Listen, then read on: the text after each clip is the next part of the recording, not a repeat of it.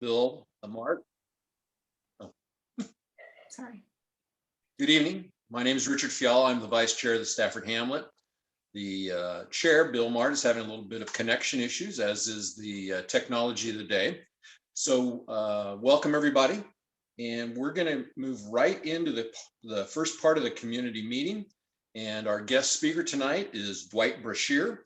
He's with the Wilsonville Transit Department, and he's here to give us a briefing on what's happening in our area.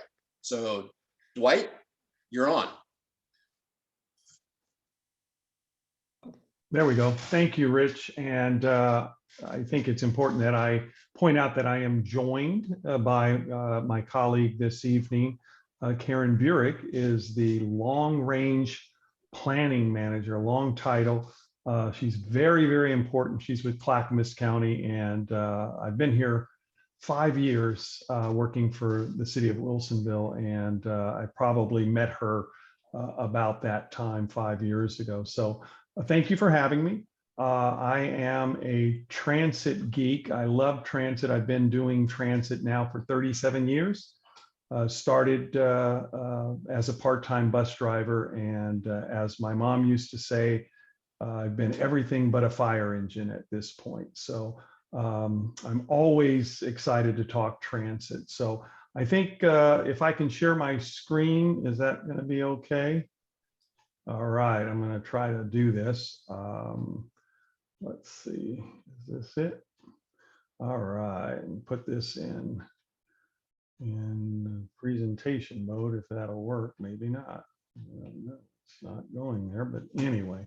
So I'm assuming everyone can see that, but all right. So SMART is a transit provider in the greater Portland area. We are one of two that is a direct recipient, and we operate within Metro's boundaries. So there are other transit providers, especially in Clackamas County. They are colleagues of mine. We are part of a coalition, but there are only two agencies, SMART and TriMet, that operate according to Metro within the Metro boundaries. So just a little bit about our agency. We currently operate 9 routes. We have routes that connect to Tualatin, Canby, and we go all the way south to Salem. And one of the things that I'm most proud of is that all but one of our routes is fare free. And so customer gets on, there is no need to pay the fare. The only route that we operate currently that does require a fare is the 1X that travels between Wilsonville and Salem. And the primary reason for that is that SMART operates that service in conjunction with Chariots, which is the public agency in Salem. And they charge a fare on all of their routes, and didn't think it would be fair, pardon the pun, if they eliminated the fare on the 1X and then charged on all of their other routes. So we continue to charge a fare on the 1X to Salem. We have multiple programs, and we'll get into a little bit of that in the presentation. And we are also the fleet department for the city. So we have close to 40 vehicles, transit vehicles, but we also have tractors and trucks and cars. We do all the purchasing of vehicles for the city. Anything with a motor or a wheel on it, we repair. So I think there's close to 300 pieces of equipment that we're responsible for. A little bit more about SMART. We're an award-winning system. Every 2 years, there's a national citizen survey that is conducted. In the last 2 surveys, over the last 4 years, we were ranked 5th in the nation for quality of bus and transit services, and ranked 10th for ease of use. So that's from coast to coast. SMART was ranked in the top 10 in those 2 categories. We received 4.5 stars out of a possible 5 in a 2019 customer satisfaction survey, which was right before the pandemic. And then in 2019, we also received the System Innovation Award, which is a state award for our battery electric bus program. We were one of the first in the state to successfully, and that's the key word, successfully deploy battery electric buses. For 2021-22, we are up for another innovation award for our bus on shoulder project, which you can see the bus on my shoulder there in the background behind me. And so we won't know if we're a winner of that award until sometime in March, but we're keeping our fingers crossed. I can't imagine that there's anyone else in the state doing anything as innovative as bus on shoulder. So, and we're the first in the state to be authorized to use the shoulder of the interstate, which we are currently doing on Interstate 5 between Wilsonville and Tualatin. Who are our customers? The main reason we survey our customers. This is one of my favorite photos. It's just outside Wilsonville High School, and the bus pulled in, and you can see all the students with their backpacks boarding what is a free bus, and we're proud to be able to provide that service. The customers tell us that the main reasons they ride Smart is for convenience, to save money, especially now with the price of fuel being what I just filled up my car this evening, and it was $4.25 at a Chevron station in Canby. And then of course, less stressful. And I didn't mention, I ride our system every day. So 5 days a week to and from work, I'm using transit between Canby and Wilsonville. All right, so these are some of the programs that SMART also manages. We have transportation demand management. We had safe routes to schools. You can see there. We run an annual bike rodeo. We bring kids and parents in, and we teach them skills, bike riding, how to ride a bike safely. We do our rider surveys. We do bike and walk maps that are available to the public. And we do an every Wednesday starts around April and runs through September, Wednesday walk at lunch. And we partner with some of our businesses in Wilsonville. We get a group of anywhere from 30 to 40 walkers together, and we allow the business an opportunity to tell people about what they do. And then we take a 30 to 45-minute walk, and it's been extremely successful. And then of course we do marketing and outreach for our transit agency. How are we funded, you might ask? Well, I'm glad you asked that question. About 55% of our budget comes from local businesses in Wilsonville. They pay 0.5% tax on payroll, and it's been the same 0.5%, 0.5% since 2008, I believe. We have one of the lowest tax rates in the region, in the Tri-County region, and we're very proud of that because we are only one of two agencies, and I think it's still the same as it was a few years ago, but one of two agencies in the state that actually operates in the black. So we take in our revenue, we figure out exactly how much service we can put out there. And so we never run a budget deficit at all. I don't like trying to run a deficit. It's no way to run a business, and you wouldn't run your business that way. And so we don't run ours that way. 23% of our funding comes from the federal government, and the federal government stepped in probably in the 50s.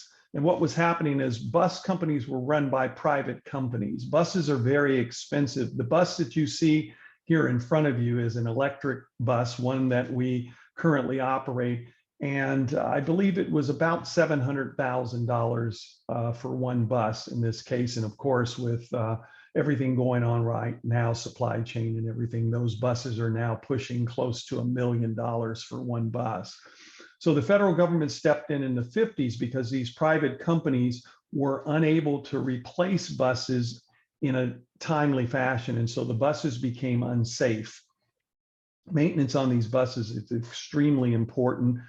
We tout anywhere from 90 to 95% on-time PMI service on our buses. The federal government insists upon it. So now the federal government, since the 50s, will put up about 80% of the cost of a bus. And so we have to come up with the 20% locally. And this is an attempt to make sure that the buses are replaced in a timely fashion. The bus you see in front of you is a 12-year, 500,000-mile bus, whichever comes first. At either of those intervals, at 12 years or 500,000 miles, we can petition the federal government for money to replace that, that particular bus. We try to run them a little longer than that. We just think it's an efficient way to do business, and it's part of the reason we probably continue to operate in the black. Of course, as a bus gets older, maintenance costs rise, and so you have to weigh that those, you know, the buying a new bus and the cost of a new bus versus the ongoing maintenance. 21% of our funding comes from the state through a employee payroll tax. So anyone that works in Wilson, in the state of Oregon, I should say, is paying into what we call the State Transportation Improvement Fund, and it's 0.1%.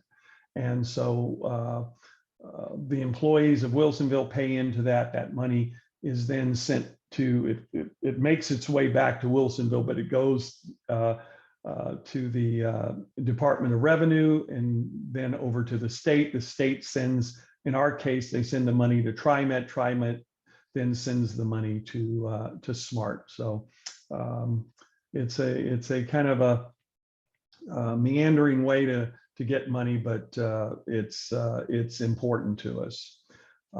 Here is the bus on shoulder, just to give you some idea of some of the projects that we're working on right now. Is the bus on shoulder pilot. We started that in November. It's running successfully between Tualatin and Wilsonville in both directions, and we're excited about that. You can see we branded our buses. This was a partnership with ODOT.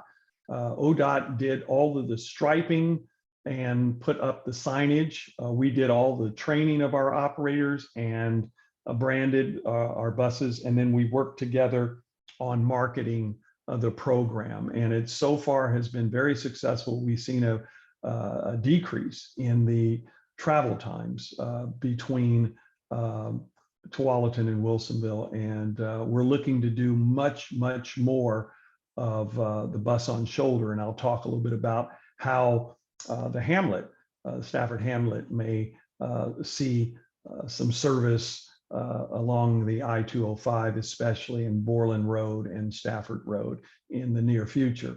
And then one of the projects I'm very excited about is we just undertook a brand new CNG fueling station. We had a CNG fueling station started back in 2010, 2011, and we outgrew it. And we are transitioning to all alternative fuels. Eventually, we will have only CNG, RNG, renewable natural gas, and electric bus fleet. So those are our goals. We should be able to successfully make that transition by 2028. Give you an idea of what that looks like. TriMet has made a similar commitment with electric, and they are looking at around 2040 for a transition. So we will, if we're successful in pulling this off by 2028, we will be the first agency, transit agency in the state to do that. And we are committed to it. So looking ahead, we have a transit master plan update that just hit the street on February 1st. So we're looking for a consultant to help us with that.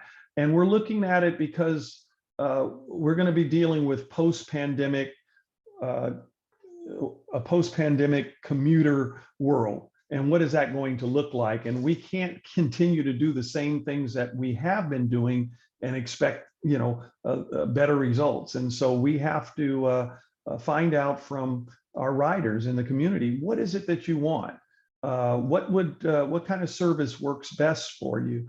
Smaller vehicles, more frequency, what works best? And we want to make those adjustments. The Clackamas Town Center shuttle is one that may be of interest to the Hamlet. We are working with Clackamas County, Washington County, Ride Connection are some names you've probably heard. And we are looking to start a brand new service between Wilsonville and Clackamas Town Center using the I-205 and using the I-205 shoulder. And I believe the closest stop right now to the Hamlet would be at Stafford Road and the I-205. Ride Connection will be operating between the Tualatin Park and Ride around Bridgeport and using Borland Road to bring customers to us at Stafford, and the I-205 would be a major transfer point for that new service. The good news is that we are not waiting for funding. We have identified the funding. We have a great partnership with Clackamas County, Washington County Ride Connection. And so we are just trying to procure the vehicles that will be needed for this service. And of course, supply chain is rough right now, but we're hoping that we can pull this all together sometime this year. If not this year, then early next year. But we are on a timeline, and we have a goal in mind, and that we're not going to stop short of our goal. SMART is also involved for the first time in employer van pools. We're working with Enterprise on an agreement. We have an agreement with ODOT right now. We're working on inking a deal with Enterprise for those vans, and I think we're starting with 6 or 7 vans. And hopefully that'll get going here. We had this in the works before the pandemic. Pandemic hit, everybody went to remote working, and no one was commuting. And so we pulled the plug on it, and now we're back at it. And of course, I talked about going 100% alternative fuels. We're excited about that. Another project that I'm excited about, you can see the rendering there, is a affordable housing project at our transit center. We're looking at a 4 or 5 story building there with a plaza and all of the amenities that folks would need to live comfortably. And right outside their door would be 9 bus routes and the West train. So we're excited about that. Some of the obstacles and opportunities, sometimes obstacles are opportunities. Travel patterns have changed, so we're going to have to adjust our service to the new normal. We have some service boundary issues that we're trying to work out with TriMet. Right now, some of TriMet's service area is in the city of Wilsonville. They don't provide service in Wilsonville, but their boundaries kind of overlap, and we're trying to work through some of that. Our department is growing at leaps and bounds, and so we're trying to expand our headquarters, which is right there on Southwest Barber or Boberg, I should say, in Wilsonville. The transit center is on Barber, and so we're looking at that. And then, of course, the crown jewel in my career is this transit-oriented development at the Wilsonville Transit Center, which is the affordable housing project. So fingers crossed. We are currently looking. We've done an RFQ, request for qualifications, have gone out to a number of developers. We're waiting for responses. We had met with a number of developers ahead of sending out the RFQ, and they were very, very much interested in this affordable housing. It's going to be, the way it's laid out now, anywhere from 94 to 123 units, depending on whether it's 4 floors or 5 floors. The ground floor will be a regional transit center, customer service center, and then other wraparound services, the social services. We have the food bank is committed to moving into that building, the Wilsonville sharing, and some other very important social services for the residents there. So we're excited about the opportunity to bring such a amenity to the city of Wilsonville.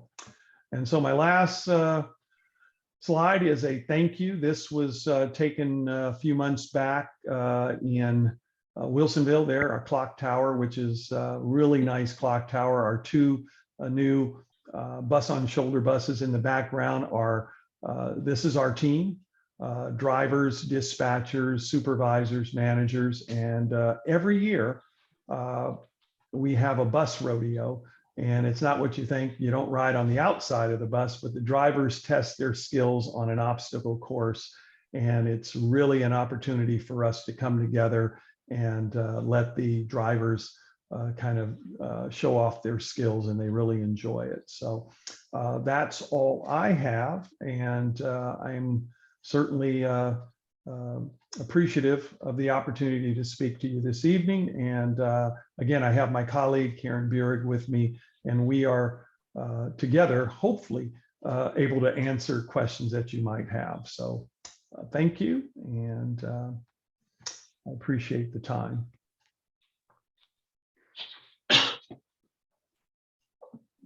Okay, there, stop sharing my screen.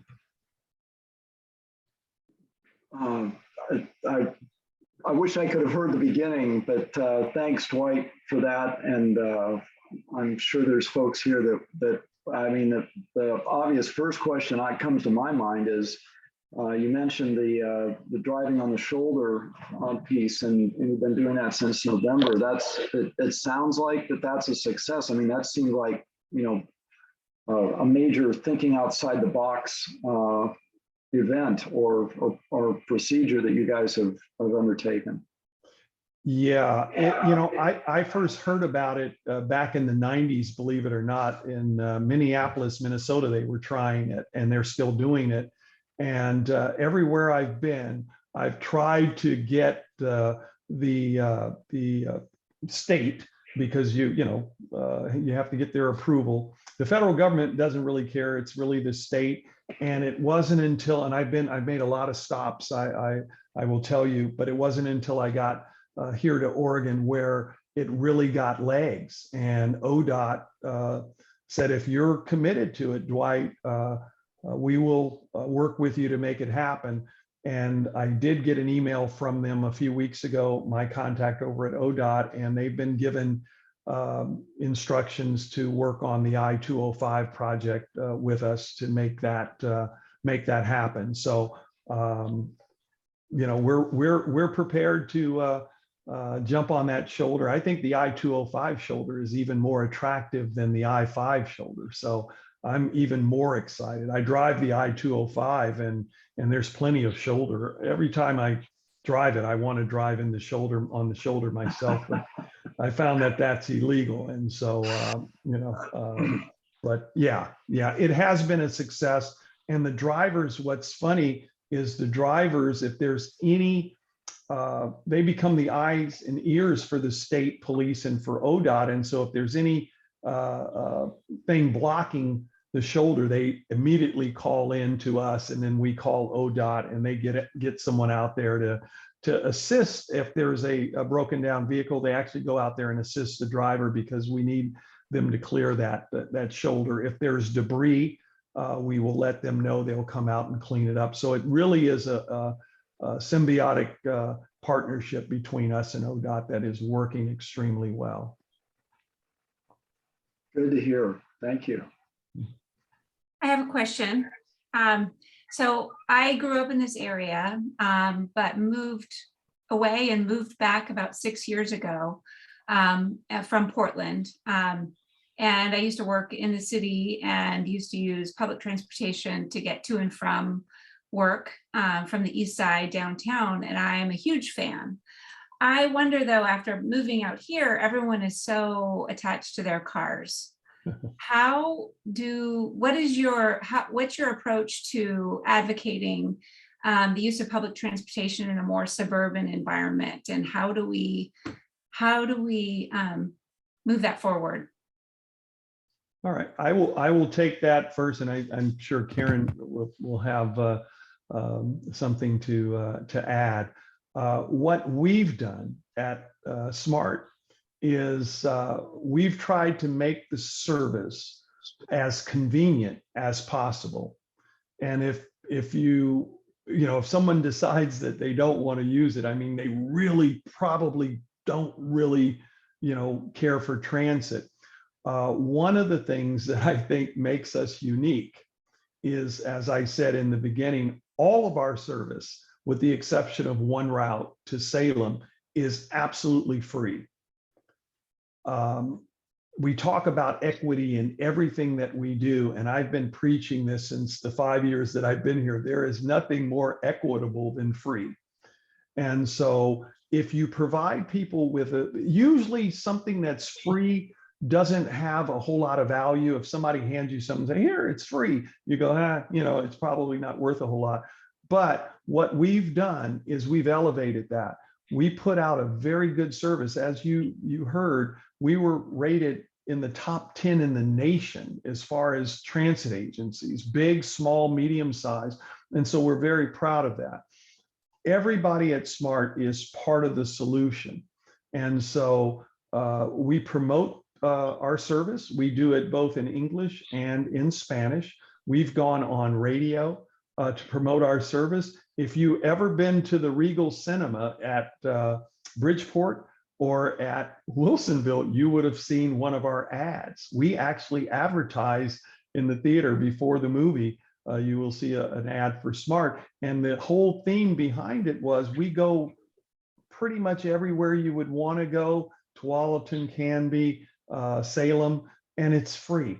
And if free doesn't attract, and I think it does, I think I ride the bus every day and I see people a lot like me, professional people, blue collared people, people of all walks of life. In the morning when I catch my bus at 6:55 tomorrow morning, it's a group of, now we've become friends and we look out for each other. So we are a suburban transit agency.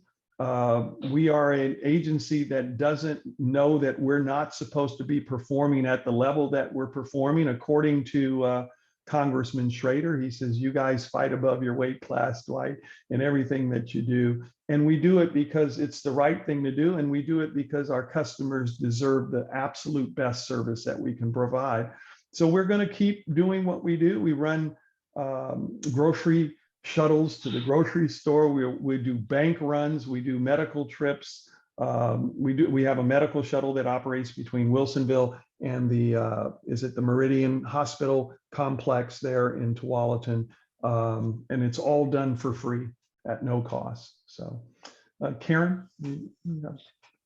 So I think I would just add a couple of things from our experience is that there are also riders who don't have as many choices. And so one of the services that in Clackamas County that has really been able to grow and serve the community is the service that's actually up at Mount Hood, the Mount Hood Express, which allows a connection between the community of Welches and Sandy. And what we found during that, and then it actually goes all the way up to the mountain. And that's a service that's able to provide youth, young folks who can't drive, to be able to get around, or as well as folks who need to go places for their jobs. And what's kind of exciting about what Dwight and SMART are able to do is that there really is this missing link for people. who may have jobs in Wilsonville, but live in Clackamas County, live up more towards Oregon City, and they need a direct route. And they may not have the option for a car, or maybe there's only one car in their household. And instead of taking 2 hours, it will really reduce the trip length for them to be able to get to work. So I think especially as we're starting off on that service, really thinking about those people who are not choice riders, they don't just choose, but they really need this ride. So I think it's a great foundation for a system. Mitch, you have your hand raised. Yeah, thanks. Thanks for the presentation. I have one question, maybe one point. Early in the presentation, you talked about the ridership, and it looked like there's a bunch of students, potentially high school students, getting onto the smart bus. How is that relating to the yellow school buses, and are you coordinating with them? Seems like that's a service that normally the yellow school bus type thing is done for my lifetime anyway.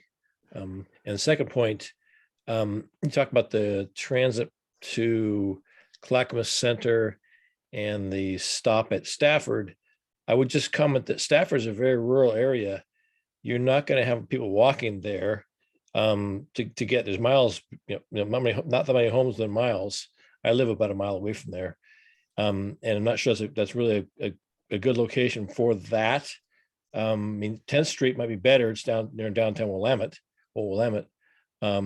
But that's just a comment to make, that people are going to have to park somewhere on Stafford. I'm not sure you're going to allow people in that area who are going to actually drive there, park to go to Clackamas, which is only a few miles away. Anyway, that's my comment. All right. No, I appreciate that, Mitch. As far as the school bus is concerned, the students for some reason find our bus a little bit more attractive than the school bus.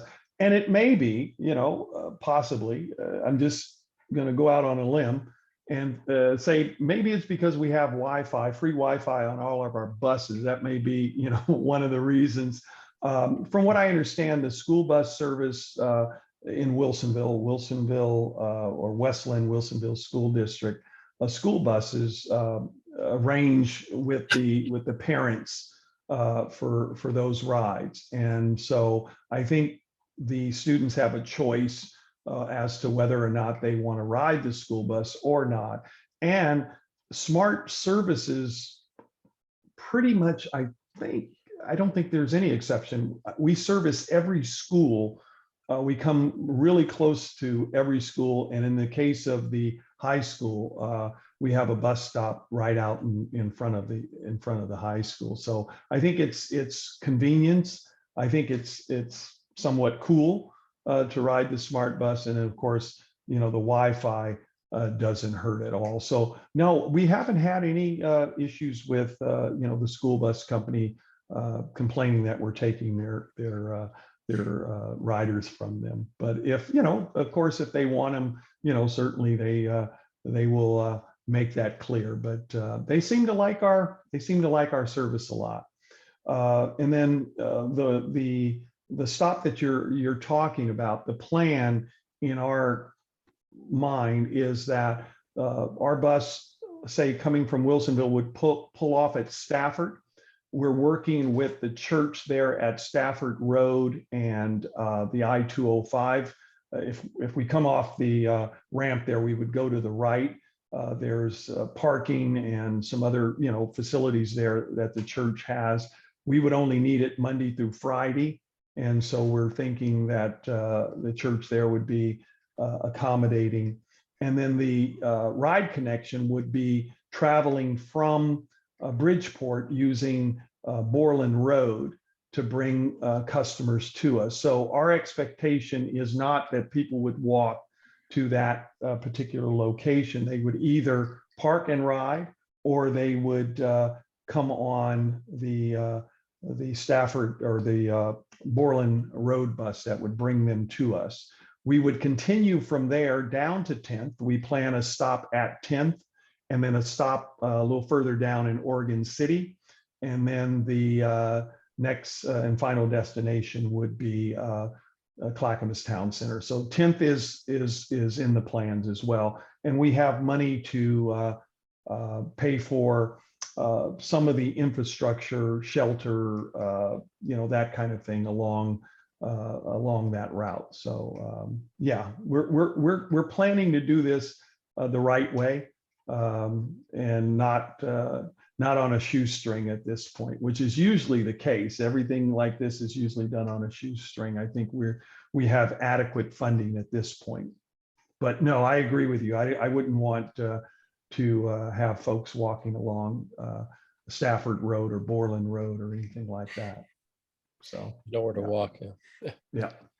Thank you. Rick Cook, you had your hand up next. Yeah, just real quick. Once again, thank you both for being here tonight. It's some really good information, and I know as it goes on, I'm sure we'll have lots of questions for you. And I don't know if this will be probably directed at Karen a little bit more of sitting through some of the C4 meetings and looking at long range plans of, at one point in time, they were talking about with Lake Oswego maybe coming down Stafford Road and a route on Rosemont. 43, same piece there. So we're surrounded by, the 4 cities. And just, if you can just kind of touch on, I know that's a long range goal, but how those impacts down the road might be able to help us. So my understanding is that one, when they were thinking about kind of how to best connect West Lynn, kind of Oregon City, West Lynn to Tualatin, they looked at a couple of different options, and they kind of settled on this particular option, which Dwight is talking about, which with a connection with ride connection into Tualatin, as kind of the first most important, and made the most sense to begin with. I think the other connections that have been talked about, and I'm trying to think about this because this is this is an area that actually, for the most part, Dwight, correct me if I'm wrong, is actually in the TriMet service district. That's correct. And yes. SMART is being very generous and helping to kind of connect those areas where there isn't any TriMet service right now. And TriMet service is looking at making improvements along Highway 43. So I think you mentioned that. I'd have to go back and look and actually understand if and when the service on Rosemont that you're talking about. And I don't think, and not in the near term, there doesn't look like there's service along Stafford. They're really gonna focus the service right now on this particular connection that both Dwight and Ride Connection are actually providing the service. I think in the long term, yeah, so I'll leave it with that. Okay, thank you. Mm-hmm. Rich, you have your hand up. Hi, thank you. So one of the questions I have, and probably the only one I'll ask this evening, is concerning the parking up at the church. It is zoned RRFF5. And are they going to be required to go through a conditional use application to be able to expand the use of their parking lot for a transit center? And I'll take your question or answer. Thank you. Well, I do know that the federal government, in working with the FTA, encourages the use of facilities like the church for park and ride. And I can tell you, I have a list, I just got it the other day, of a park and ride that are operated by TriMet. And if I think there were probably 40 locations listed, and probably a third of those locations were churches. And so based on that, I can say that it's probably a fairly simple, if there is a conditional use required, it's probably a fairly simple process, because like I said, TriMet is probably, I don't want to exaggerate, but they probably have about 15 or so churches in their park and ride portfolio right now. I was surprised. I thought TriMet owned all of their park and ride lots. I didn't know where they were, but I just thought they owned them all. And that's not true. Many of them are owned by churches. So, and so we would work with the church, whatever we could do to make them comfortable, make it happen. Again, ours is a Monday through Friday service, and so there would be no conflict, at least on the weekends. No competition for parking there on our part. But of course, the church's needs would take precedence over it, because we're asking for consideration on that. So Dwight, it's a great answer, and thank you. The issue we've got out here is land use, always land use issues, right? And to expand their use without going through a permit process at the county, that's a bit of an, I hope that it works out well. How's that? But I believe because it is zoned what it is, it's not in an urban area or urban commercial zoning, anything like that. I think they're going to have to go through that. So heads up, Okay. There is a whole process for that. And Karen, would you agree with that? So while I'm not, I don't know the zoning inside and out, I would suggest that Dwight and I connect, and I can connect him with our zoning group just to give the double check to make sure that, all of the zoning piece isn't going to create an obstacle. That's what I would say. Okay. Yeah, absolutely. Obstacles are opportunities as far as I'm concerned. Yeah. I would like to call on Judy Larch. She has her hand up. She's one of our attendees. And then Len, I know you have a question as well.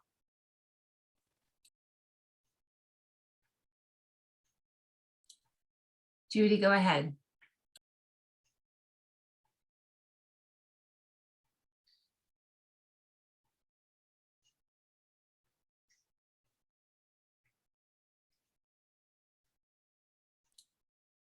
Okay, well, while we're waiting for Judy, Len, do you want to ask your question? Yeah, Dwight and Karen, thanks for being here tonight. And Dwight, long-range plans, I guess you call it. Since Wilsonville is expanding north toward Darlington Road, is there future plans as far as using Stafford Road for a connector, if you will, expanding the route along there and then on up to where it crosses 205 possibly? Is there anything in the ballpark for that? We will be studying, as you know, the plan is for Wilsonville to build out Frog Pond. And right now we have a medical shuttle that uses, I want to say 65th to get to the Meridian Medical Center there. And the short answer is we are looking at all of that because, again, TriMet's service area, but Wilsonville's city limits. And our city council said, we're not going to depend on, and we can't really depend on, and this is not a slight against TriMet. Our business model and TriMet's is completely different. And so we will be looking at providing service throughout that area. And so it would likely at some point include Stafford Road, especially if we're running a service down I-205 to Clackamas Town Center.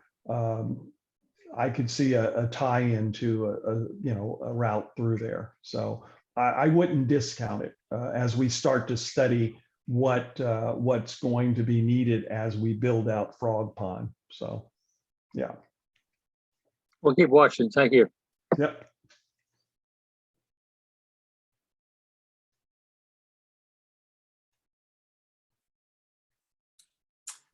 We're trying to let Judy ask her question, trying to figure out how to unmute her. Let's see if I can do that from here. Well, I will jump in. One of the things Karen talked about, and SMART is part of a coalition of small providers, which includes Clackamas County, the service to Mount Hood, includes Malala, Sandy, and Canby.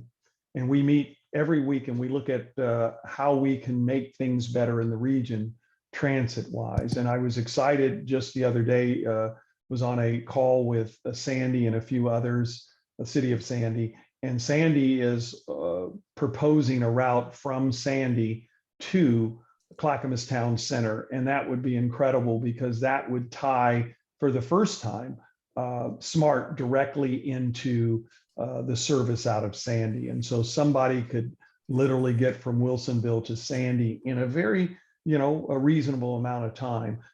Obviously, that's a great distance, but that to me is incredible. When I heard that, I got really excited. And I think that came out of, Karen, the plan that Clackamas County did, that there was a need for service like that. And so I was excited to hear that Sandy is interested in moving forward with that.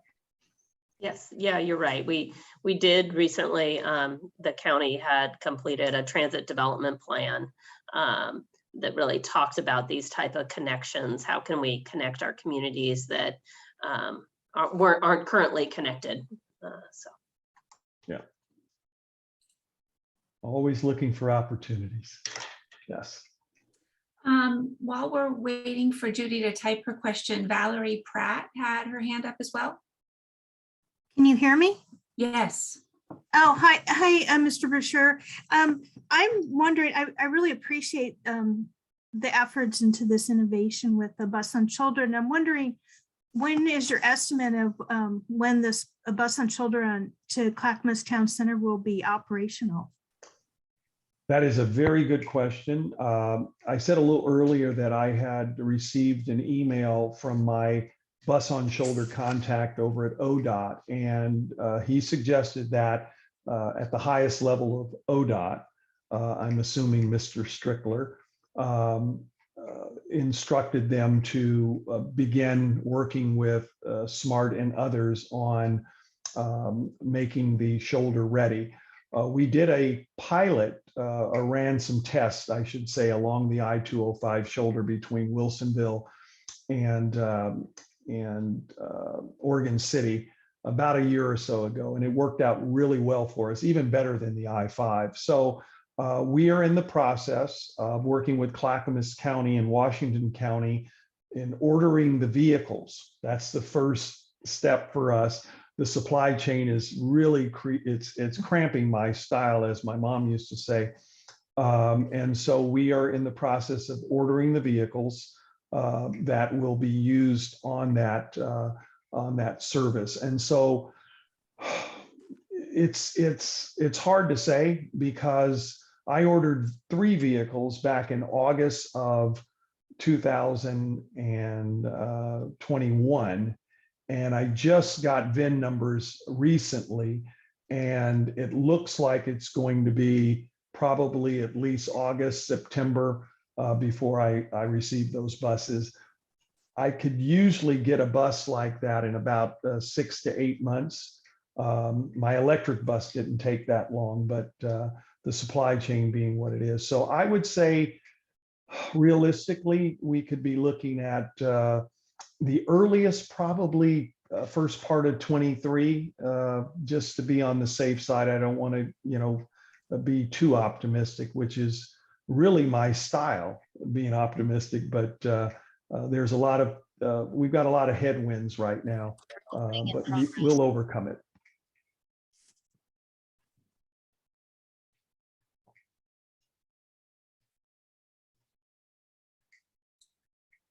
Well, thank you so much, Dwight and Karen. It looks like we don't have any additional questions, and I'm not able to see it, Judy, or the question. We had asked her to type it in the chat box.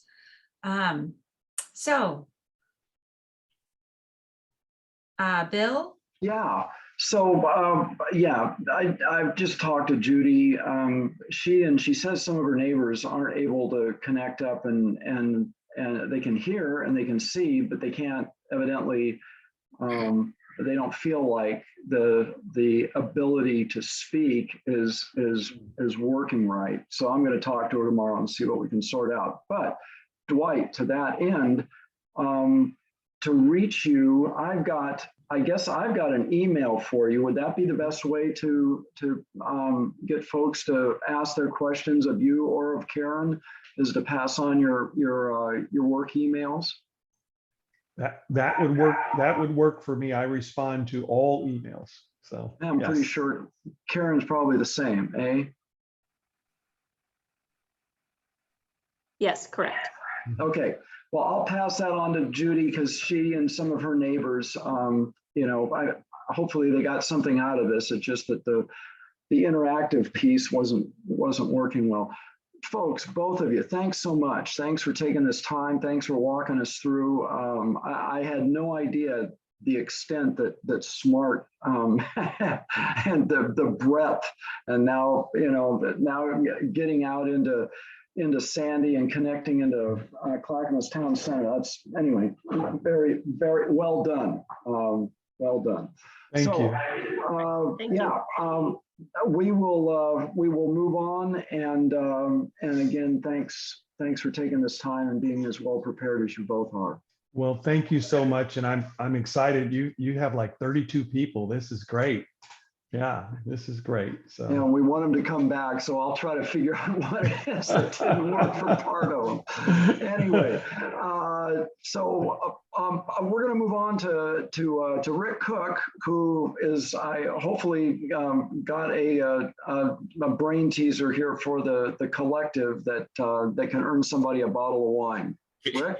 You might need it all now. So Katie, if you could bring that up real quick, and I'm going to speed through the first part of the history lesson brought to you by Eugene Weinzellers and the professor of provenance, of course, Dr. Mark Brown from the Oswego Heritage Council. So if I already went through that one, let's go right to the second screen there. Just so some of you may know that actually, if you look in the middle of the picture there, that is where the Oswego or Hazelia Grange was at, which if you look at it, it's off of Stafford Road. And if you know where Zivney Lane is, right across the street from Child. So that's what we're gonna just have a little discussion about tonight. So if you wanna go to the next slide, we'll get you to your question. And if you go into the chat and just answer the question about water everywhere, but how was water provided to the Hazelia School Grange located at Stafford Road and Zivney Lane in the early years?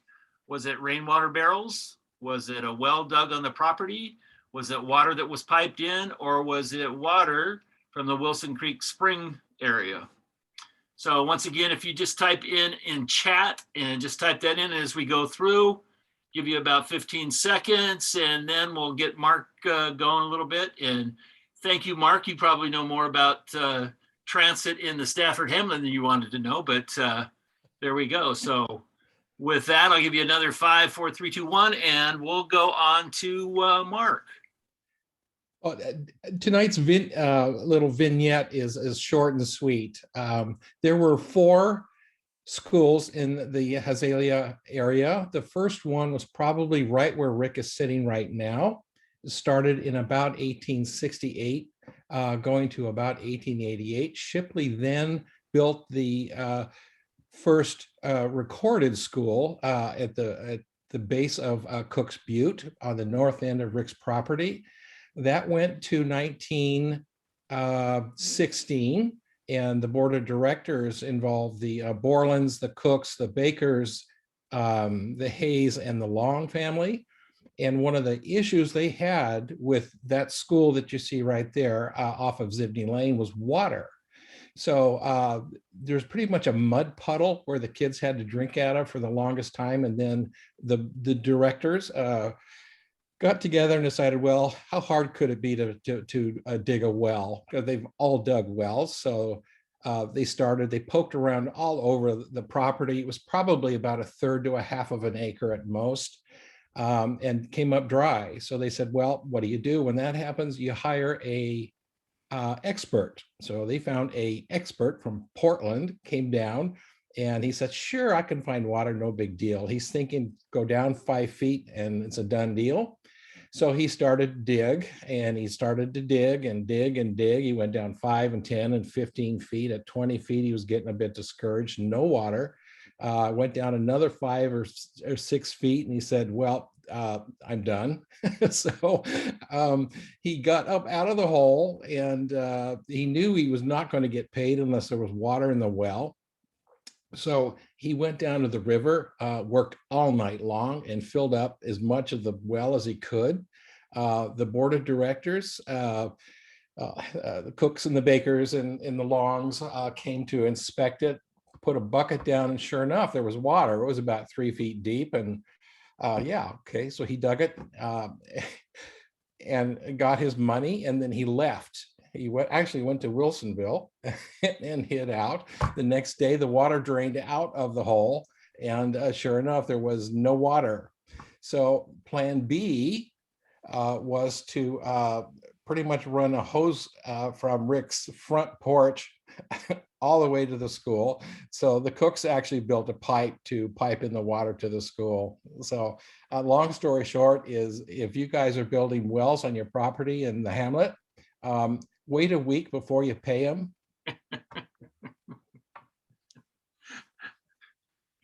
Good job as usual, Mark. Appreciate that. And Kate, if you want to go to just that last slide so we can once again just let everybody know that it is Eugene Wine Cellars, who is Eugene based but has Stafford roots. And Bruce Beal, the owner, actually lives off of the other side of I-205 now. So he's in the CPO, I believe. Yeah. Anyway, Rick, tell him who the kid is that's standing on the shoulders. Oh, if you go back, that one is, does he look familiar? Other than having dark hair, that's my father. And so this is probably the mid to late 1930s in there. Yeah. And I tried to find the names of all these other ones. So when I find it, I can post it. Pardon me, because I'm sure you can know some of these other kids that in the mid 30s were going to the Hazelia school there. So once again, thank Mark. And since we fooled everybody, we didn't have anybody have the right answer. So I made an executive decision that our winner for tonight is, for all his help with this, is Dr. Brown's going to get a bottle of wine from us. Oh my goodness. Thank you. Thank you. You guys, if you would like a coherent history of the schools, there's an article written in 1964 by Harriet Duncan that is really wonderful. If you would like a copy of that, it's about 3 or 4 pages long. Goes through all of the history of the teachers and that sort of thing. Just email me and I will send you a copy.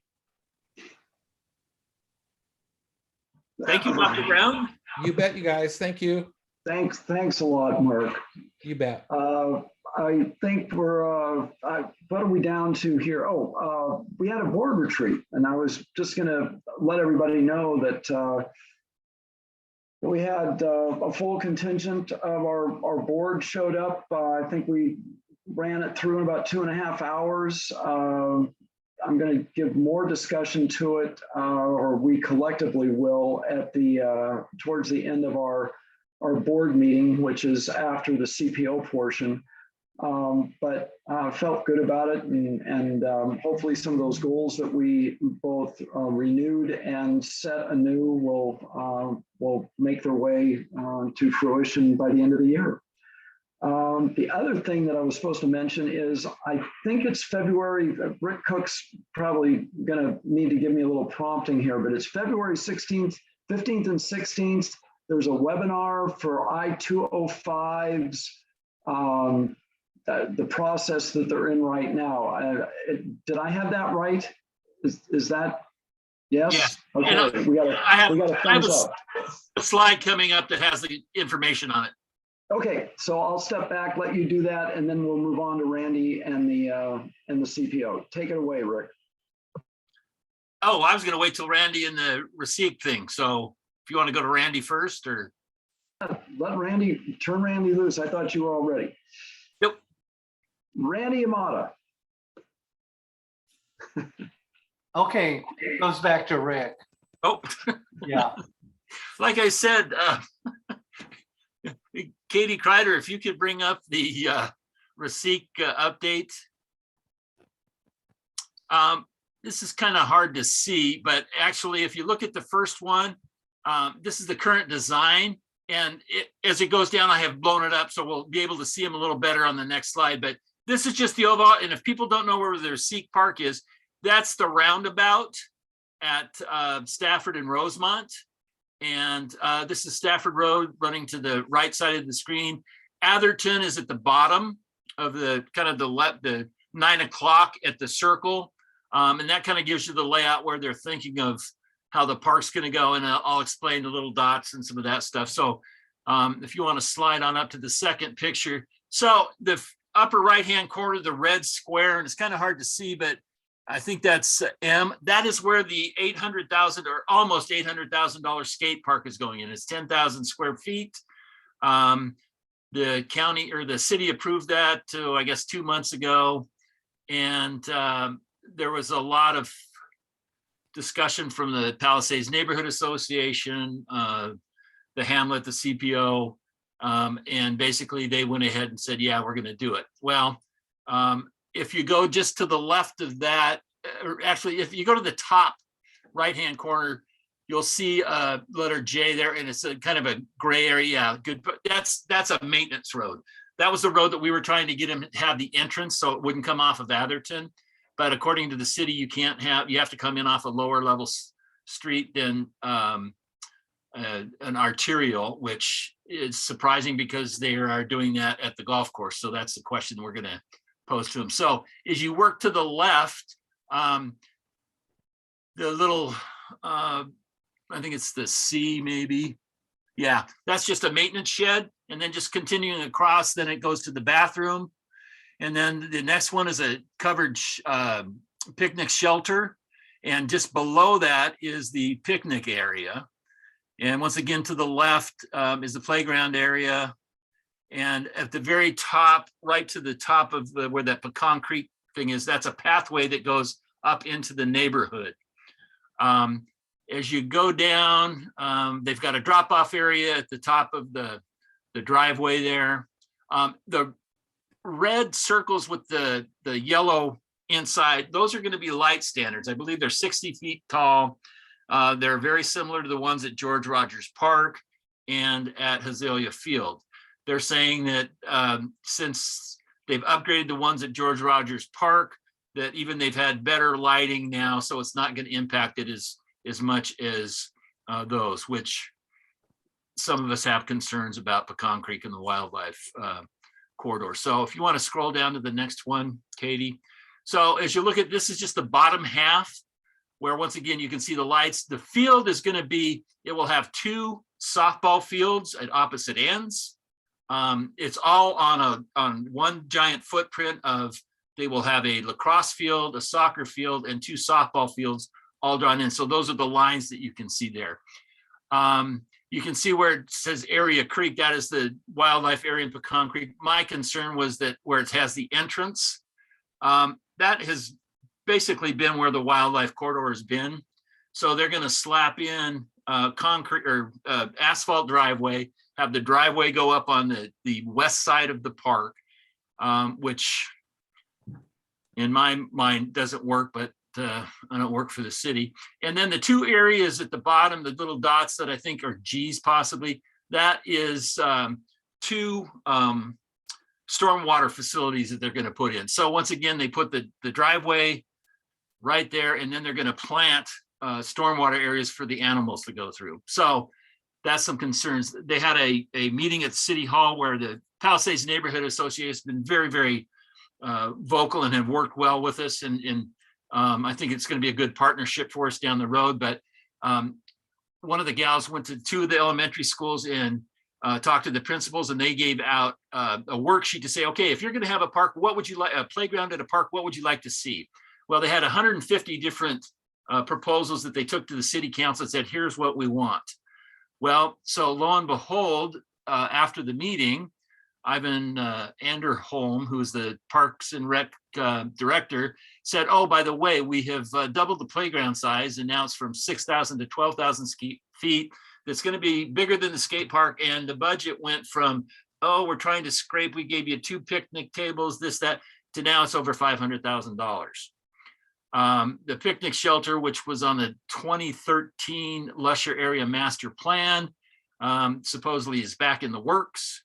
So my hope is that they will take first off, they funded the skate park that really wasn't on the master plan. Then on the master plan, they decided, oh, maybe we should take care of the Palisades neighborhood and those that are going to use the park. So we'll put in the playground area. And then my hope is that the third piece is going to be, since they have $0 for the Pecan Creek area and that stuff, that they will fund some money for that. If you go to the next slide, there's some meetings coming up. Tomorrow night, I'm going to HRAB, which is the Historic Resource Advisory Board, that in talking with them, Ann Coulter, myself, and a couple other people worked hard on the Azalea Agricultural Trail.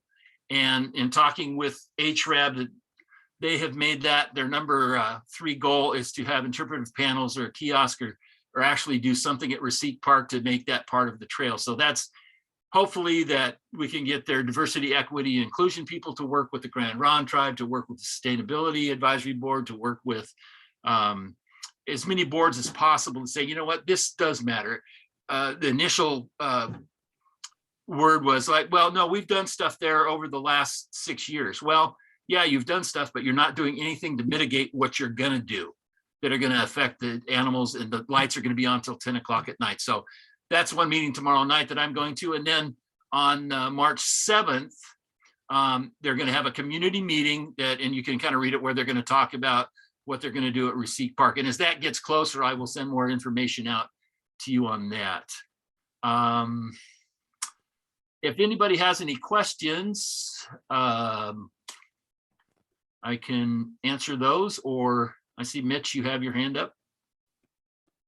Hey, Rick. Hey, thanks for the update. Just curious, do they have any timeline? I mean, I know it sounds pretty fluid, but they have a timeline for when they'll start work or when they'll finish this thing? You can go to, if you just type in Receipt Park, they have a website, and supposedly they could start construction. I believe it's going to be fall of 22, Randy, if I'm not mistaken on that. So it might get delayed a little bit because they don't have their development review to the commission yet. So that may not happen until April. So it just depends on how fast they get things cleared and what they're going to do with it. Okay, thanks. Great. And one of our big concerns is they still haven't come up with, between the golf course renovation, the aquatic center, the recreation center, the offices, what they're going to do down the road at Lusher Farm. And this, I have never seen a comprehensive traffic study. So hopefully we can bring that back up. So you guys need to slow down a little bit and really get the traffic situation, instead of build it and then we'll go back and fix it. Okay, great. Thanks.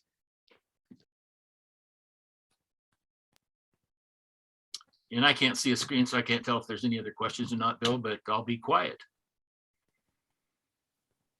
Well, I think we're back to Randy. Okay. The first thing I want to find out if Mitch or Lynn have anything to go over, anything new. Not for me, Randy. This is Mitch. Okay. And then the next 3 items were actually John's, and I want to wait for next month and have John explain these things, because he's been with the Hamlet since the beginning, and he knows a lot of the deep inside information about how these about these projects. And so, but I did check with the city on the Dollar Street school side about the tree cutting, and talked to Ron Jones.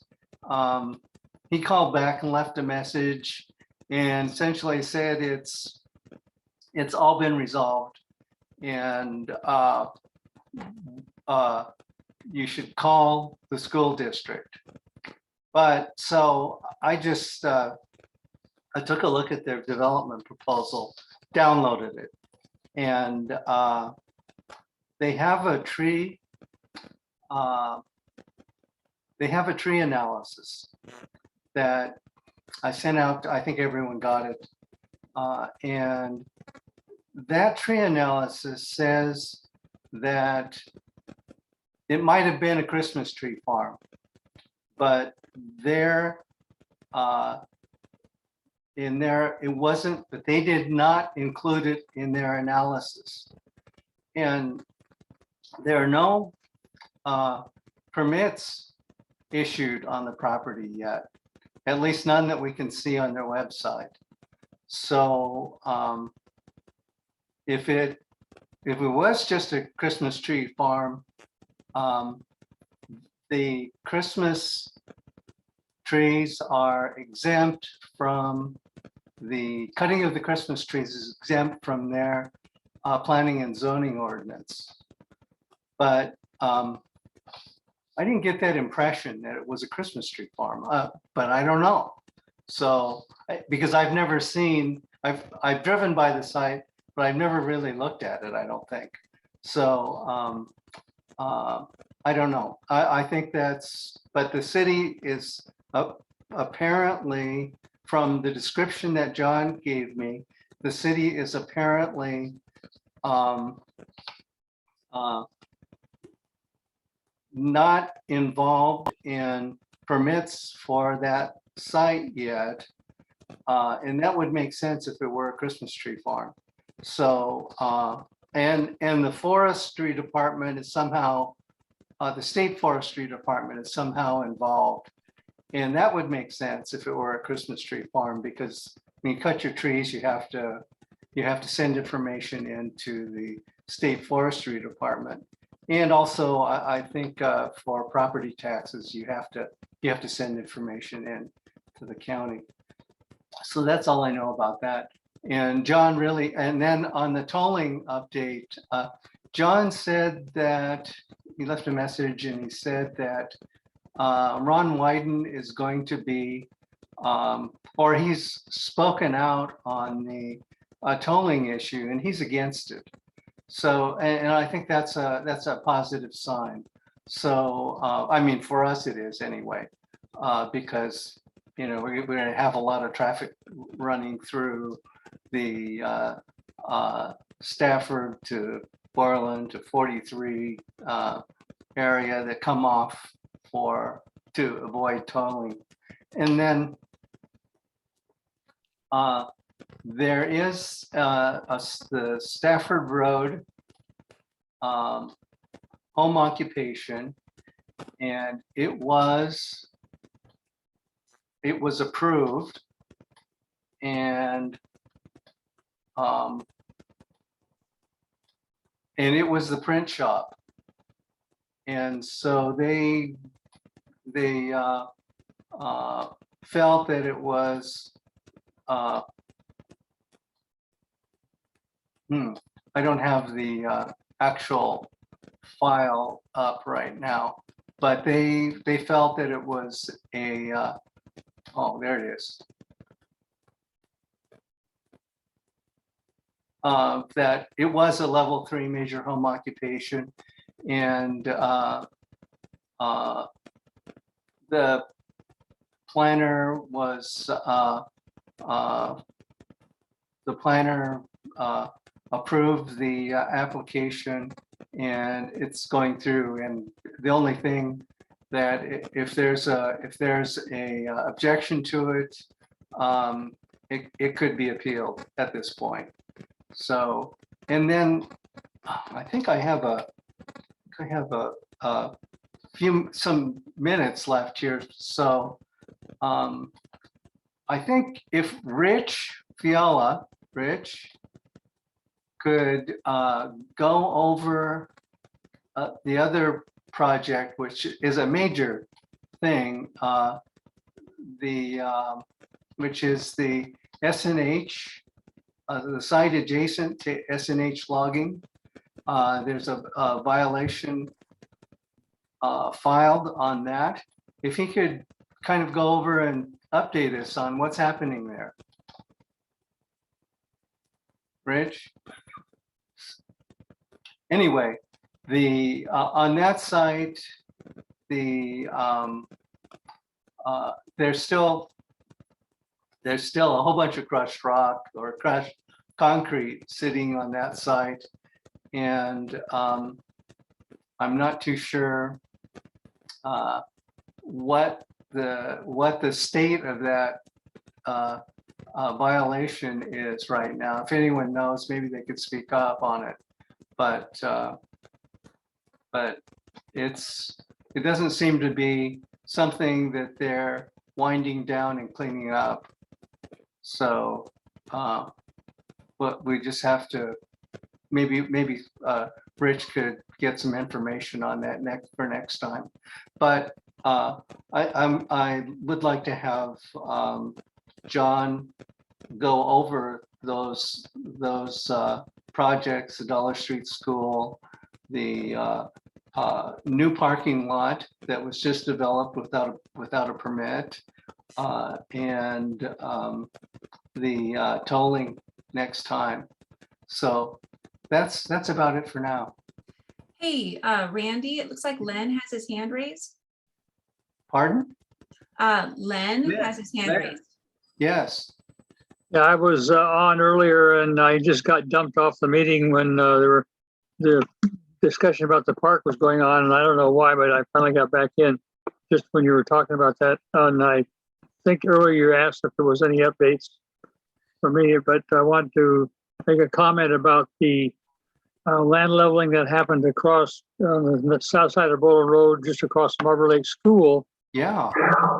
That was previously a woodlot that had been harvested about 3 or 4 years ago, and the owner of the property had passed away. So his wife sold the property to another neighbor who was in there cleaning out all the stumps and just getting it ready to replant. At the same time, he was leveling it off for just a future planning to, after the trees were put in there and they're going to grow, but he wanted to have it leveled so that later on down the road, it'll be ready to develop or level up when that time comes. And nothing is going on right now that would try to doing like that. And no permit was required to do all of what he was doing. He was just cleaning up a woodlot. So that's why it's all been cleaned up and flattened out, if you will. Okay.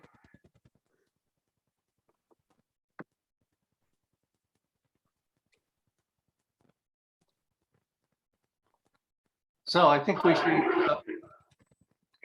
I think we should go on to the next thing.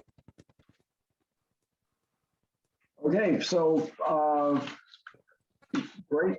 I mean, that's you had more summaries on there, but we can certainly deal with those as they evolve next time.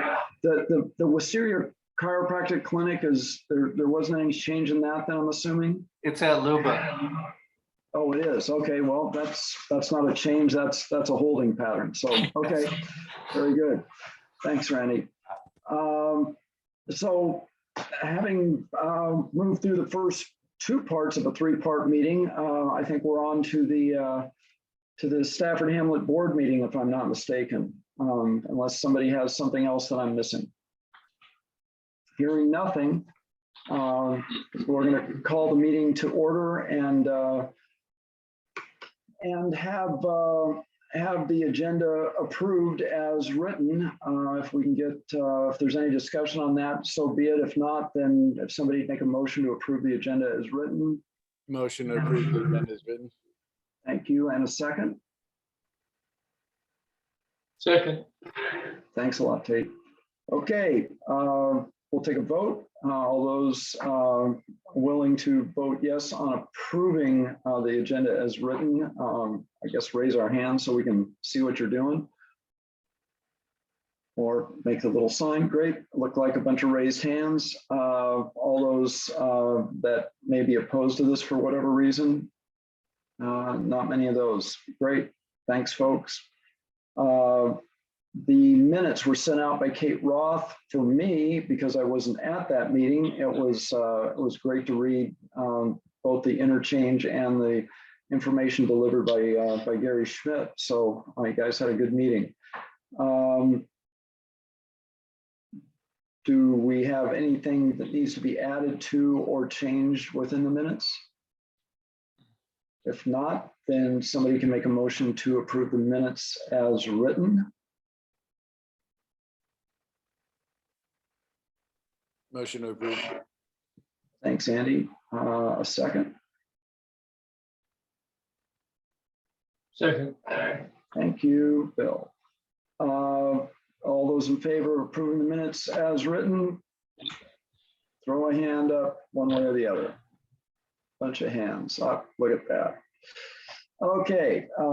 Anybody that would like those minutes not approved, this would be your chance. I think next on the agenda is the treasurer's report, which I think because of when Bill Long received the information is somewhat brief, but I'll let Bill take that. Okay. Number one, we still don't have a PO box, so I get my bank statements from the county a day, maybe 2 days before our meetings. We'll incidentally have a PO box, I'm told, off Salerno Road at the end of March. But I have had one transaction since the last report, and that was the facilitation from Clackamas County for our retreat, $312.50, leaving us a balance of $882.47. The reason you don't have a report is not because it comes pretty quick, is I have a question with the county with deluxe business forms. Did we pay for it? Are we being charged for it? Did they pay for it? And I haven't been able to talk to the county about it. So I'm not comfortable sending out a report until I know positively. So I'll put that in next month's report, if that's okay. That's great, Bill. We probably need to approve what you just stated, though, for the record. So anybody want to make a motion to approve the $312.50 that Clackamas County is billing us? Motion to approve. Great. Second? Second. Thank you. Thank you. All right. One more time, get those hands up. All those that approve this, throw them up high. Anybody that's opposed to it, do the same. Hands are going down. Attaboys. Okay, thanks very much, Bill. We'll wait for that report next month and look forward to what Mad Dog Long comes up with when he goes to battle with the county money folks. Yes. So we've got a communication committee meeting occurred since our last monthly meeting. Patty Mamula.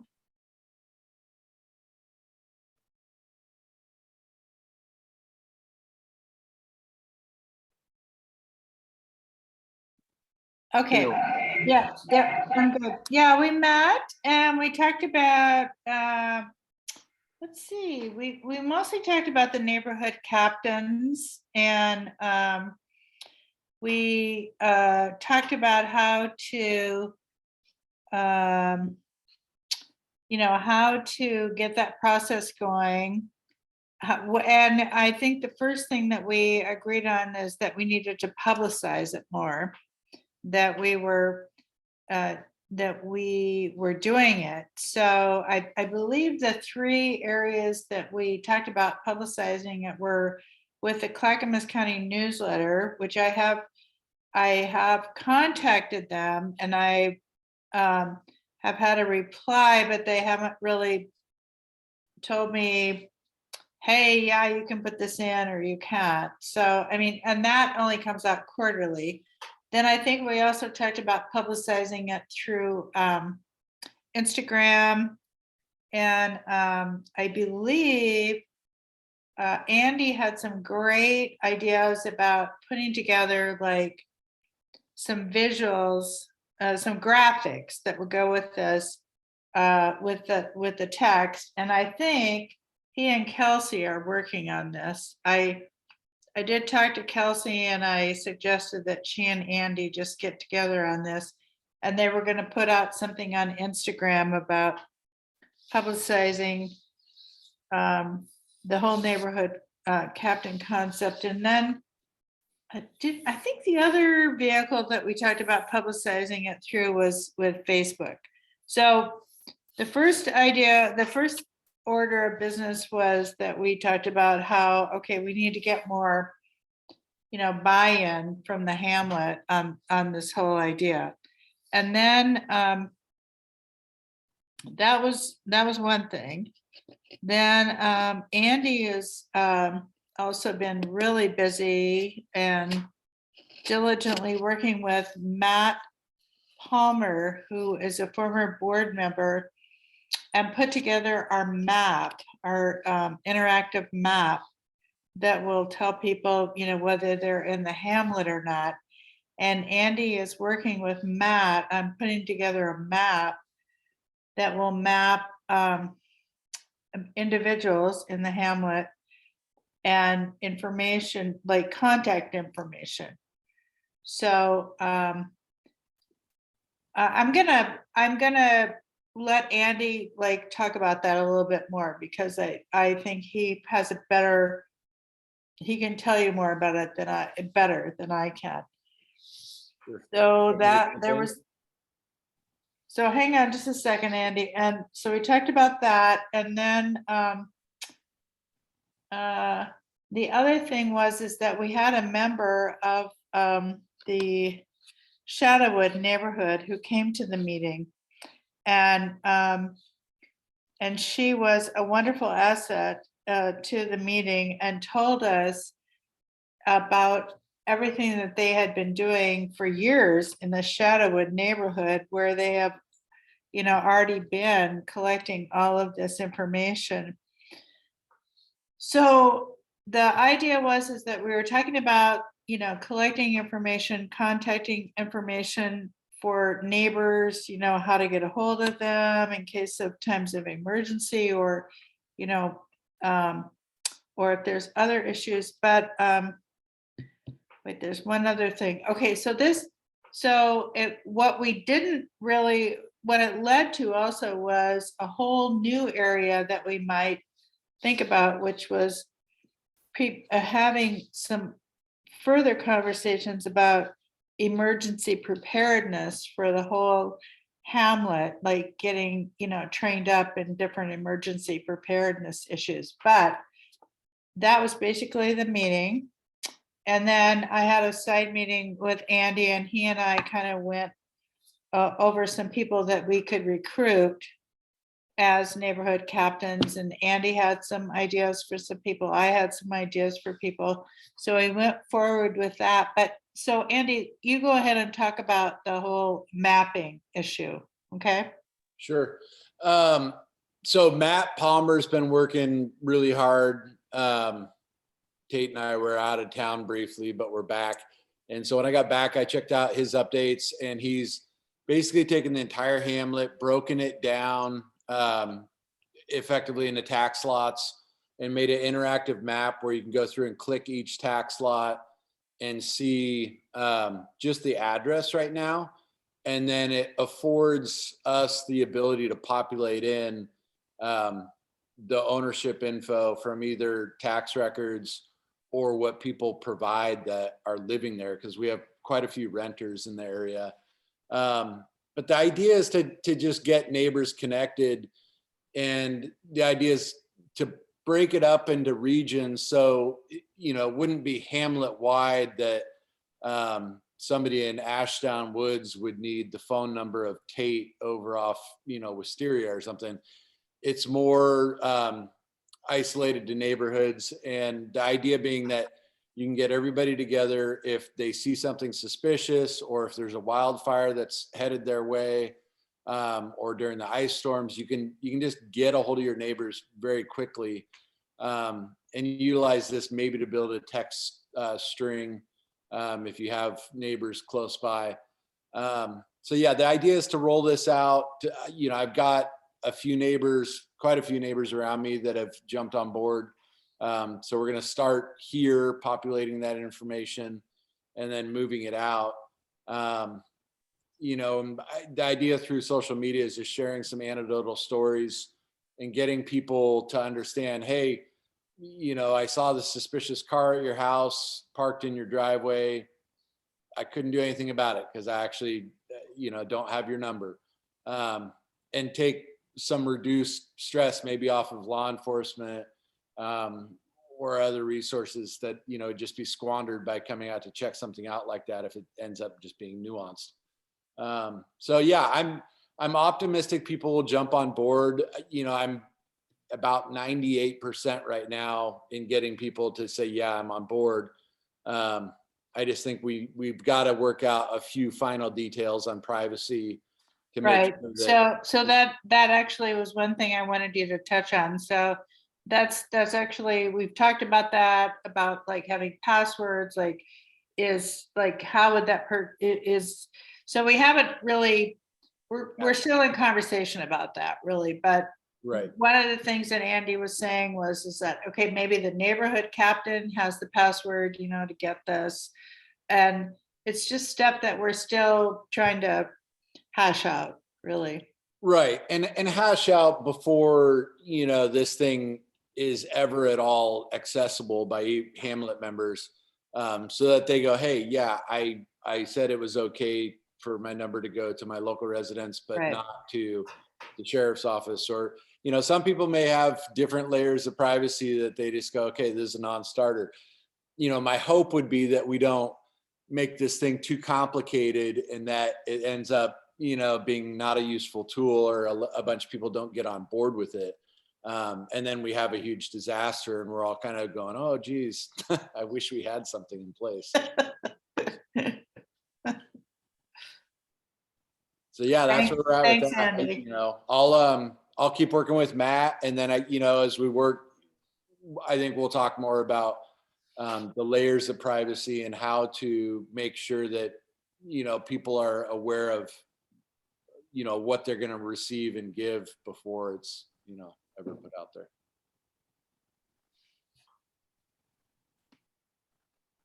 Well, thanks, guys. Good interchange and good work on both communications and I guess greater communications. And to that end, it was Judy Large that came to that meeting, and I think Kathy Myers was also there. So we had a couple of non-board members that are getting involved, and always want to extend that opportunity out to other people in the community that it's available. If you're interested, we can certainly always use your input and your help.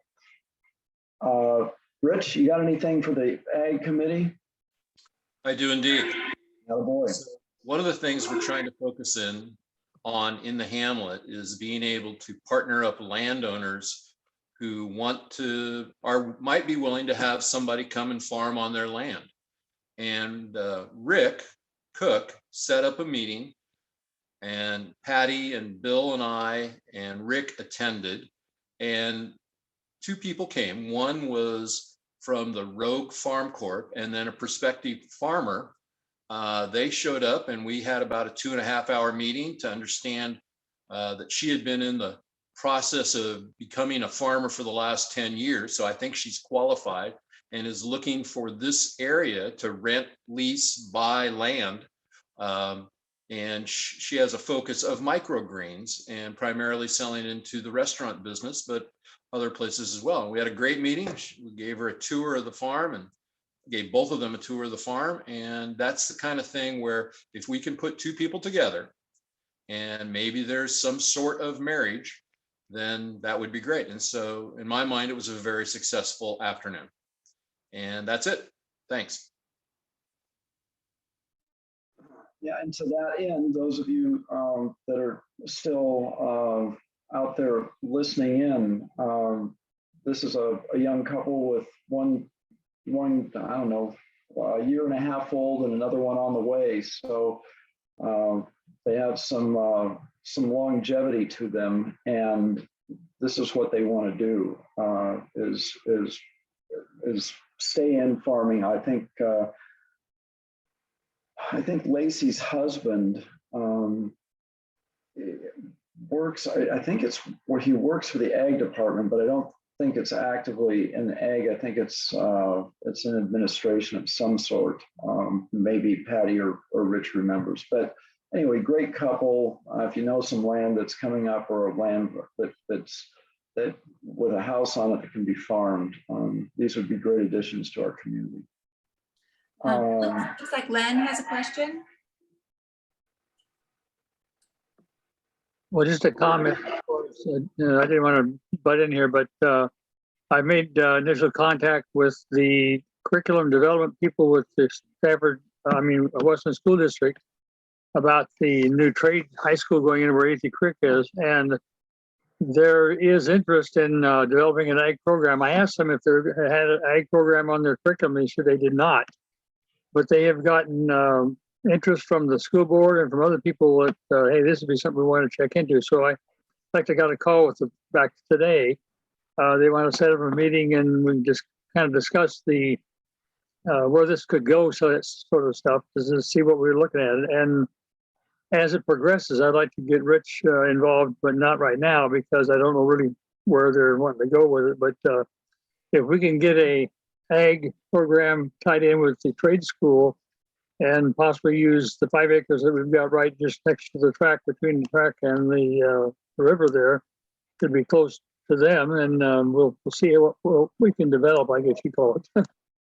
So that and the idea of raising greens or doing vertical farming or aquaponics or whatever the things are going in nowadays that are not so land intensive, it would be something that I think would really work with our curriculum as far as a trade school curriculum. So we'll keep you advised.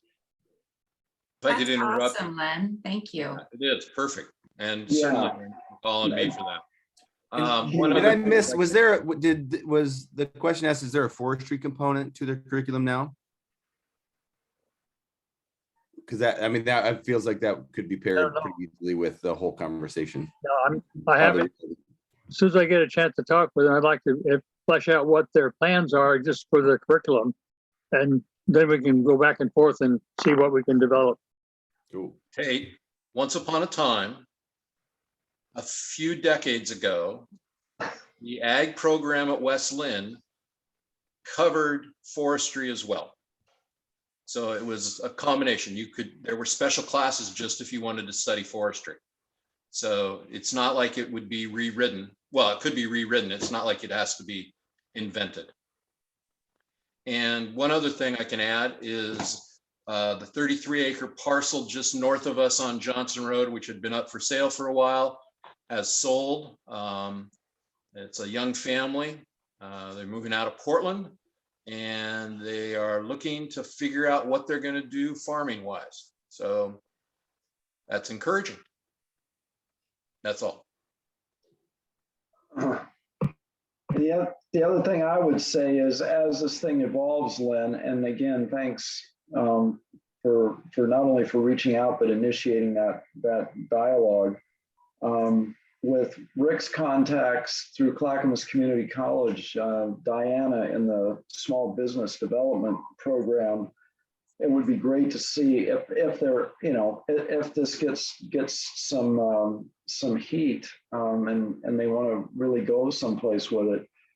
Having her as kind of the I guess the graduate program for their program, that is the kids coming out, if they want more education, that's what she does in a very practical sense. Plus, I'm sure there's a lot of other resources as well, but it's exciting. It's exciting to have that discussion, and to Tate's point, to throw in forestry as well would be that'd be pretty wonderful. So anyway, thanks a lot, Lynn. Thanks for taking the ball and running with it. We're down to recent activities. Well, actually, we kind of covered the recent activities, which were our the marry up a farmer with farmland and then Patty's communication committee. Outside our borders, we had, I think Rick went to a C4 meeting. I don't know if there was a CCI since we last talked. Rick, you want to throw that in there? Sure, just real quick. C4 meeting, they talked quite extensively about a letter that the C4 had sent, which is the Clackamas County Coordinating Committee. It's all the mayors, special district heads. We have a C4 or a Hamlet rep and a CPO rep on there. And they had sent a letter to the Oregon Transportation Commission telling them they need to slow down, really look hard at what this project is in tolling. And lo and behold, got a letter back from ODOT. Well, that puckered a whole lot of people. They're saying we didn't send it to ODOT, we sent it to OTC. So bottom line is that there's going to be a meeting and there's going to be a new letter coming out that's going to be directed right at the Oregon Transportation Commission saying like, no, we need to talk to you, not to them. So along that line, also at the meeting, there is a two I-205 toll project webinars coming up. They're just short, an hour long. Well, might be a little longer, but the first one is February 15th at noon. And I believe Katie has got the information and she's going to post it on the website. And then the second one is the day after on February 16th. So, which is a Wednesday, and that will be at 5:30. And what they're going to try to talk about is preliminary results of ongoing traffic analysis and how ODOT is studying traffic effects on I-205 and local roads. So they're going to, I'm sure they're going to be talking about some diversion, which won't affect us at all out here. Early results on hours of congestion, travel time, and neighborhood health and safety, strategies that could be used to address any negative impacts. So I talked with the gal and said at one point in time if she would be interested in bringing that crew out to us. In talking with Bill, I'm not sure we actually have time in our upcoming Hamlet meetings to do that. So if anybody would like to go and come back saying, boy, we need to get these people out here and do it some other time off our meeting times, we could set, they would be willing to come out and talk to us about that. The only other thing I have, and I'm going to let Bill talk about it. We went to a CPO Hamlet leaders meeting last night, land use housing strategies project. Basically it was House Bill, and I'm going to let Bill tell you what House Bill was. House Bill 2001, and I think it was passed in 2019. Essentially, it's infill. What they're trying to do is, I mean, it goes along with the ruling that they made or the law that they passed that if it's a single family residential neighborhood that you could put a duplex in. And what the county has taken that and run with it is an unincorporated commercial property. They want to be able to densify that. They see that as an opportunity. Now, when you say the words unincorporated commercial property, I don't think of that being very extensive. It's places like Oak Grove, Jennings Lodge, some areas around McLaughlin towards Gladstone that are unincorporated. So it's pretty specific areas. There aren't any areas I don't think that fall into that in the Hamlet. The closest, go ahead. I was going to say, Bill, the closest thing to us for what they're calling as an urban unincorporated areas would be kind of northeast of the Burgess area. I don't know if that's called Skyline, but there's one little chunk of property up there that would be the closest thing to us. Okay. Well, to that point, it isn't an abundance, but they're going to take things all the way up to, I want to say six plexes, so 6 units, and they're writing the rules basically to make this. And to their credit, they're at least going to require parking, because I guess in some more urban settings they're not doing that when they densify. But they've got to find some land that has water and sewer available to it, that then they can develop, for affordable housing, because as we all know, that's, part of the problem that we're all facing is a lack of. Anyway, it was well done. I certainly came away with a better understanding. It was Jennifer Hughes and Martha Fritzy. Martha's been out and talked to us before. She's one of the chief planners.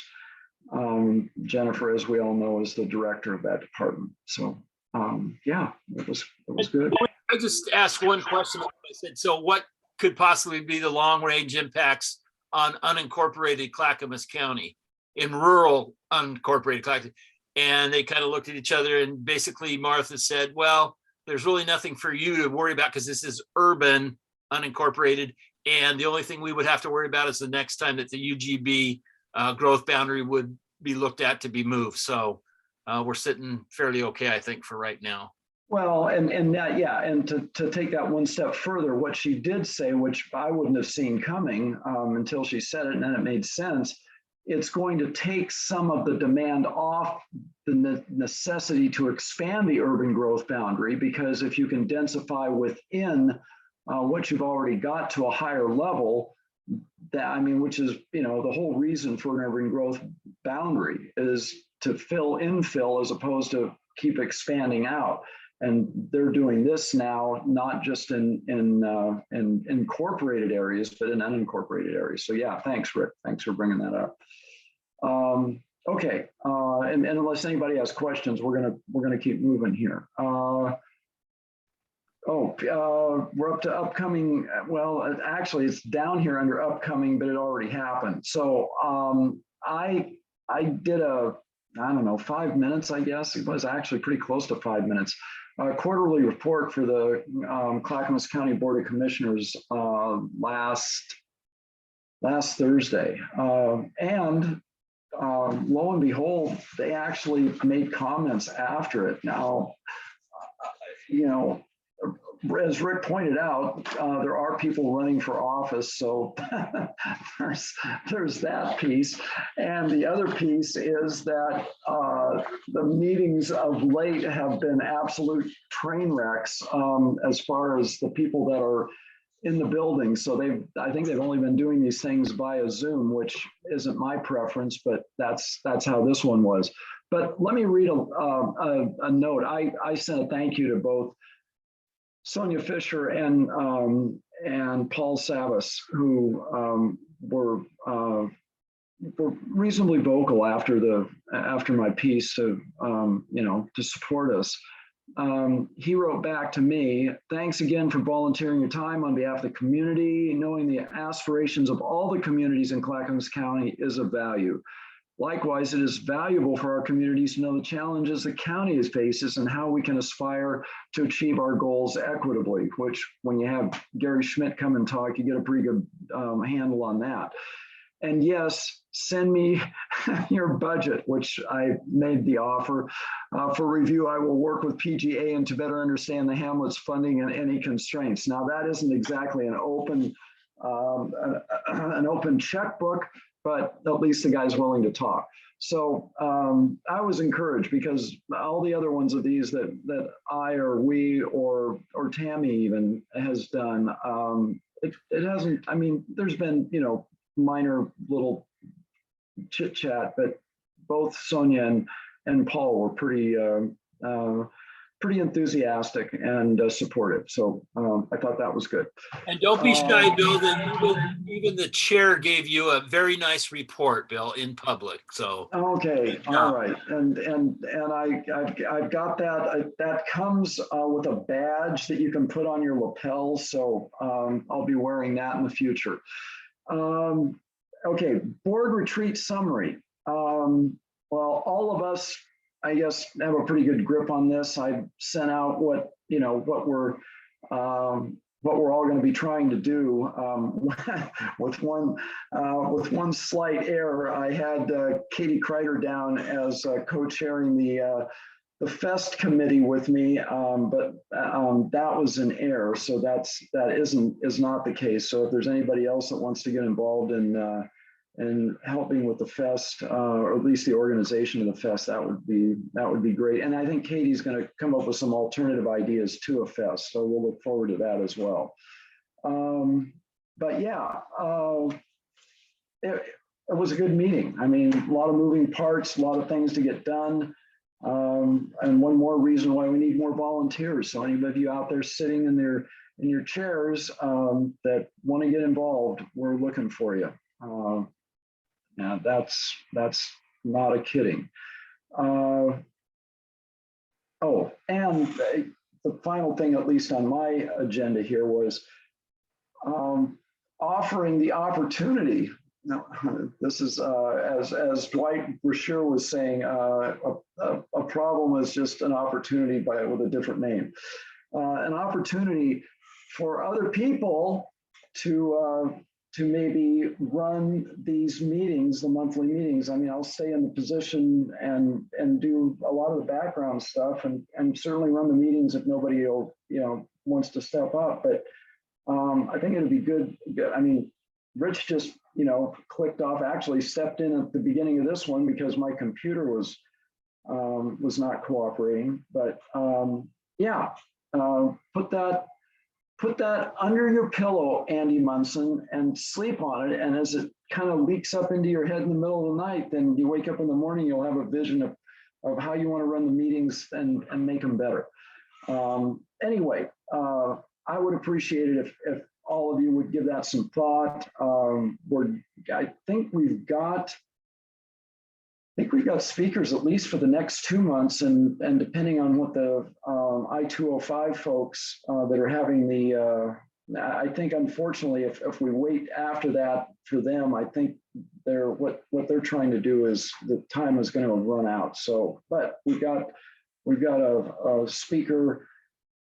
I think is it next month is I think Jonathan Hangarten and Ellen Roglin on what's going on with Stafford and Childs. And then I think after that in April is a person that Patty Mamula has had contact with that has worked in crisis response and she and her husband are ham operators. So she's done these sorts of talks before. So it'd be interesting to see what they've got and how it can apply to us. But that being said, it isn't like you have to go out and hustle up a speaker. It's just kind of putting all the pieces together and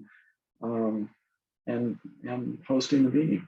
So you guys and gals, all think about that. We'll see what we can do. Anybody else have anything that they want to share before we sign off? A lot of crickets. Patty, you're muted.